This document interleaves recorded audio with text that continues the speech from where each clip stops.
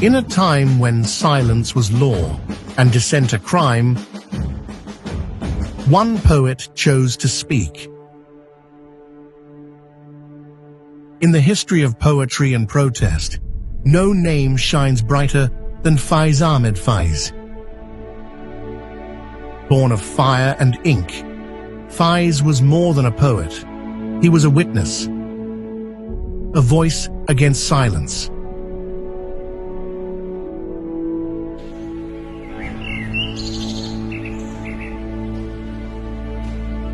Lahore, city of culture and intellect.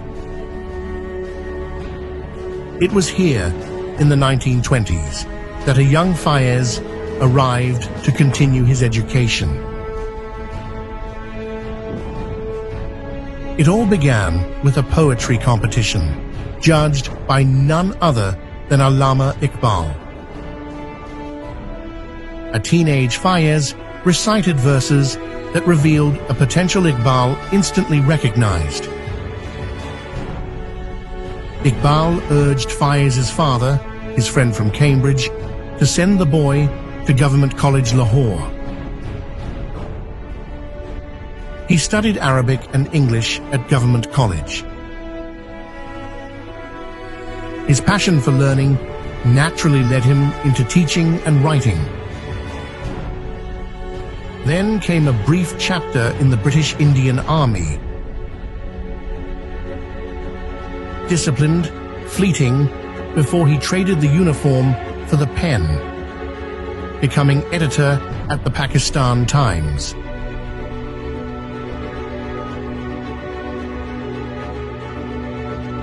But Faiz was no ordinary writer.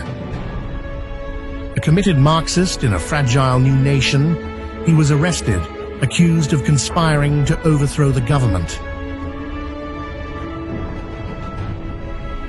They took away his freedom, but they couldn't silence his voice.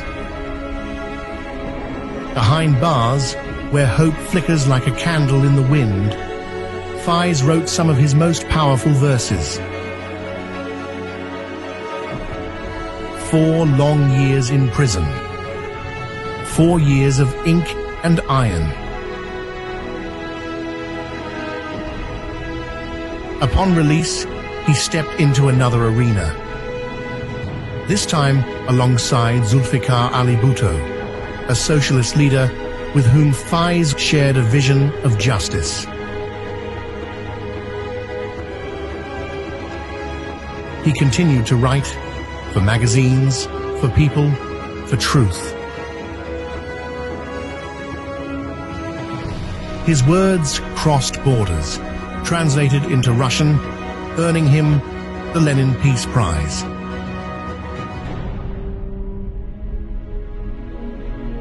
But peace is always fleeting in the eye of the storm.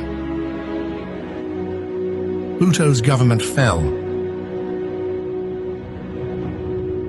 And then came the general, with a steely gaze and an iron fist. Zia-ul-Haq seized Pakistan's soul, scripting a saga of faith, fear, and ferocity. For a man like Faiz, a Marxist, a humanist, a lover of freedom, there was no room left. Deemed an atheist, watched by unseen eyes, he fled. Beirut became his refuge. Exile, his new companion.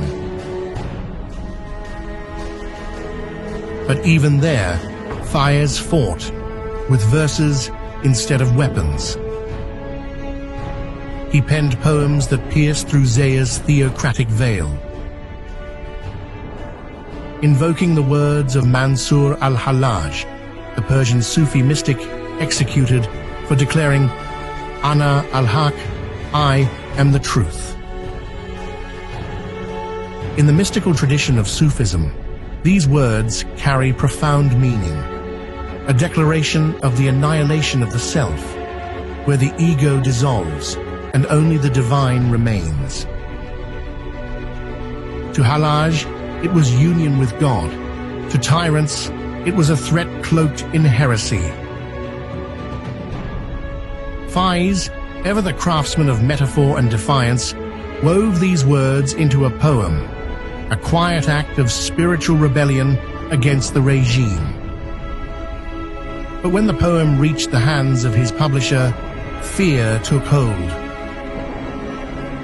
In the volatile climate of Zaya's rule, such words could not see the light. The verses were removed, suppressed, erased. They never appeared in any local edition. Only in a rare 1983 publication in London does the full poem survive.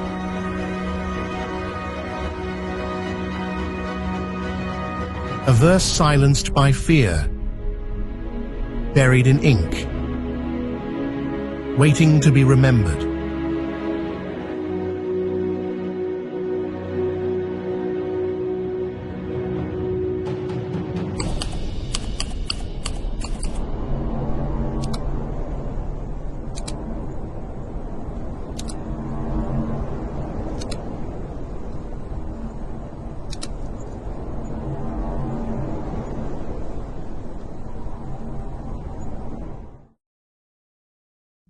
गुलों में रंग भरे बाद नौ बहार चले, चले भी आओ कि गुलशन का कारोबार चले।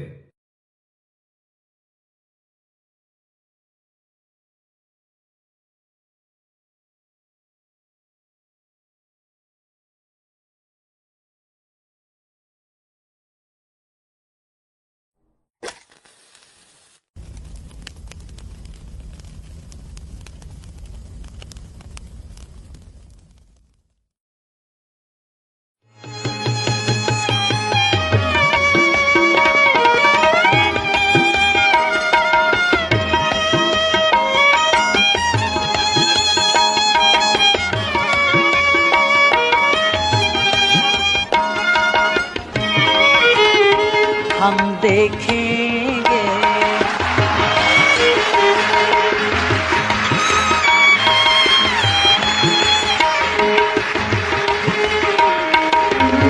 हम देखेंगे, लाजिम है कि हम भी देखेंगे, हम देखेंगे।